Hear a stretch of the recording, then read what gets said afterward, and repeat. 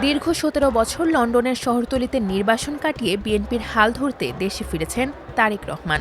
১২ ফেব্রুয়ারির পরের দিনই স্পষ্ট হয়ে যায় তিনি হতে যাচ্ছেন বাংলাদেশের পরবর্তী প্রধানমন্ত্রী। ভোটাররা শেষ পর্যন্ত আগের ঘরানার দলকেই বেছে নিয়েছেন। কিন্তু বাংলাদেশের পুরনো নেতৃত্ব কি পারবে নতুন গণতন্ত্র গড়তে? এই প্রশ্ন সামনে এনেছে British magazine the economist.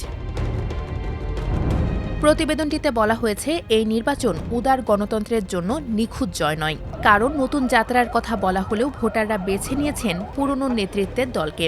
Economist বলছে, তারেক রহমান দুর্নীতি বিরোধী অবস্থানের কথা জোর দিয়ে বলছেন, কিন্তু তাকে প্রমাণ করতে হবে যে তিনি সত্যিই তা করবেন।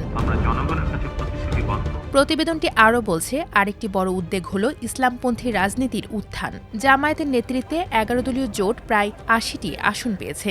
এতে তারা প্রধান বিরোধী দলে পরিণত হয়েছে। এটি বিস্ময়কর, কারণ অতীতে তারা কখনো ১৮টির বেশি আসন পায়নি।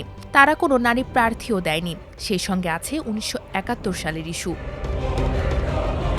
তবে দ্য ইকোনমিস্টের প্রতিবেদনটি বলছে, জামায়াতকে অনেক ভোটার কঠোর ইসলামপন্থার জন্য ভোট দেননি, বরং তারা দলটির প্রতিষ্ঠান বিরোধী অবস্থান ও পরিচ্ছন্ন ভাবমূর্তিকে সমর্থন করেছেন।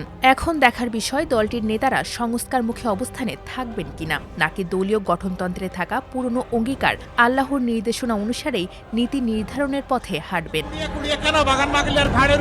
২০২৪ সালের বিপ্লবের নেতৃত্ব দেওয়া জেনজি তরুণরা হতাশ হতে পারেন। তাদের দল জাতীয় নাগরিক পার্টি মাত্র ৬টি আসনে জয় পেয়েছে। জামায়াতের সঙ্গে জোট করে নির্বাচনে অংশ নেওয়ার সিদ্ধান্ত অনেক সমর্থককে হতাশ করেছে। ব্রিটিশ ম্যাগাজিন দ্য ইকোনমিস্ট আরও বলছে, বাংলাদেশে গণতন্ত্র ফিরে এসেছে, কিন্তু নতুন সরকার বড় সিদ্ধান্তগুলো ভুলভাবে নিলে দেশ আবারও ২০০০-এর দশকের পথে ফিরে যেতে পারে। সেই সঙ্গে সমস্যার তালিকায় যুক্ত হতে পারে আরও একটি ইস্যু, প্রাতিষ্ঠানিক ইসলামপন্থা।